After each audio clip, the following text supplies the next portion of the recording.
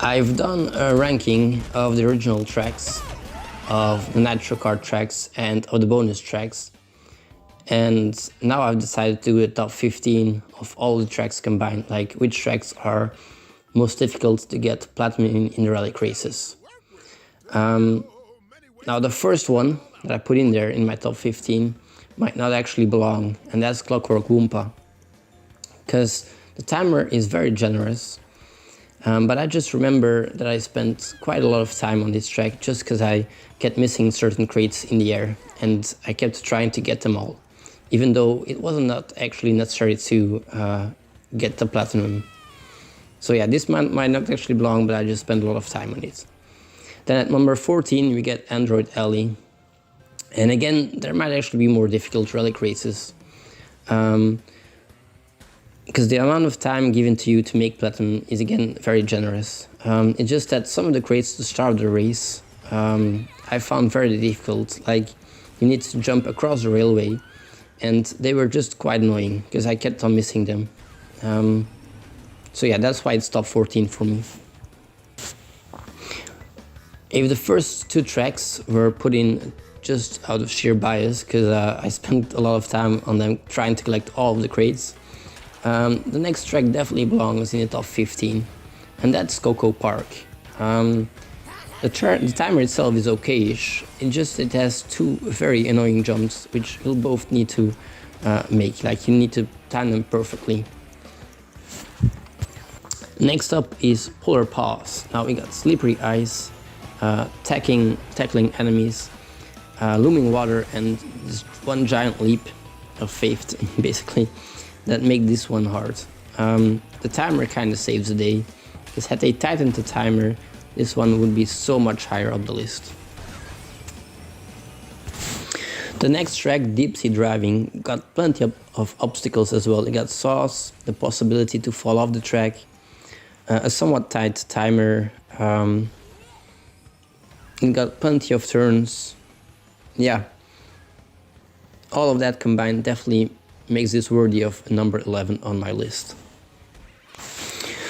Koala Carnival. Yeah, the crates at the half pipe and the carousels that follow are just very annoying.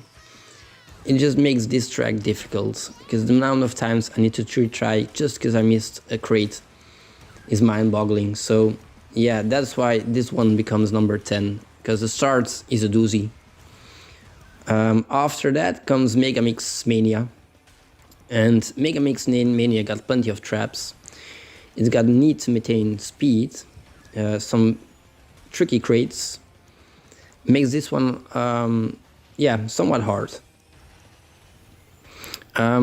This one actually becomes easier the more you learn the track, but for newcomers this one's definitely got a learning curve. With that, we already arrive at number 8, and that's Papu's Pyramid.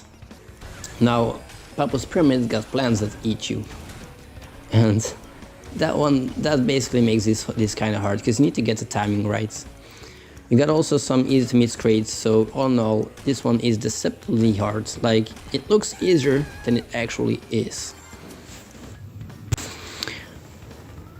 Dragon Mines. Well, there's a shortcut on the rails. The cart that crushes you if you're too slow with it. The well-timed jump necessary after that. And then there's this one very annoying crate in the air near the end of the track that makes this one difficult. So, deserving top 7 spot. At 6 we got Sewer Speedway. Now, Sewer Speedway is difficult for the timer. You need to maintain quite a lot of speed. There's also partially hidden crates, a shortcut that's difficult to always get right, rolling crates that can crush you. So yeah, very easy to basically force a retry on you. Blizzard Bluff. Well, it basically comes down to this one shortcut jump in which you need all three crates in one go. That, coupled with the slippery ice, makes this one so very hard.